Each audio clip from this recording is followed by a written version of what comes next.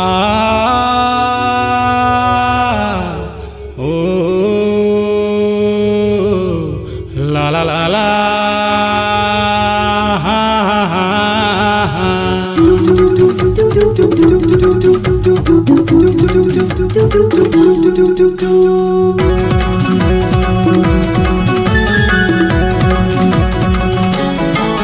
जब गए वो तय ससुराल तब का होइच मोरे हाल। जब गए वो तय ससुराल तब का होइच मोरे हाल। बैठे बैठे देखत रह गयो हाय रे। बैठे बैठे देखत रह गयो होइच तोर विदाई। जब गए वो तय ससुराल तब का होइच मोरे हाल। जब गए वो तय ससुराल तब का होइच मोरे हाल।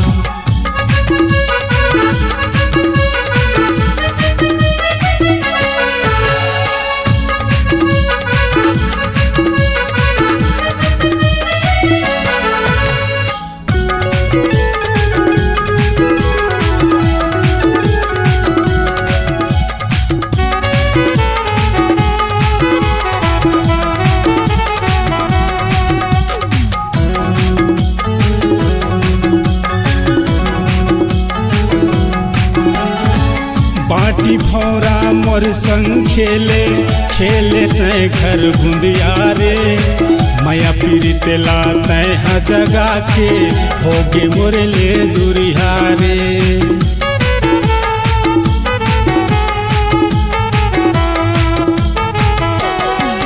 बाटी भौरा मोर संग खेले खेले तय घर बुंदिया रे। माया पीरित ला तय हा जगा के होगे मोरे ले दुरिहाना। मोर दिल मचला के छुरी मोर जीना होगे मजबूरी। मोर दिल मचला के छुरी मोर जीना होगे मजबूरी। अरे जब गए वो तय ससुराल तब का होइच मोरे हाल। जब गए वो तय ससुराल तब का होइच मोरे हाल।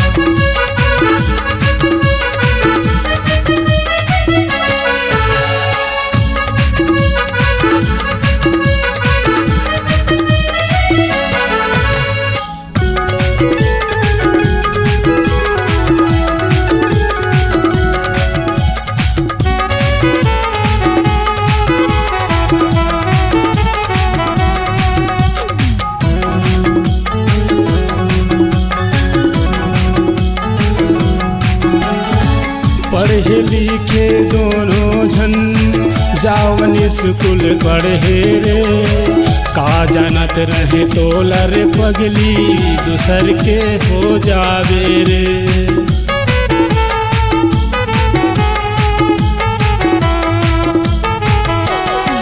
पढ़े लिखे दोनों झन जावन स्कूल पढ़े रे।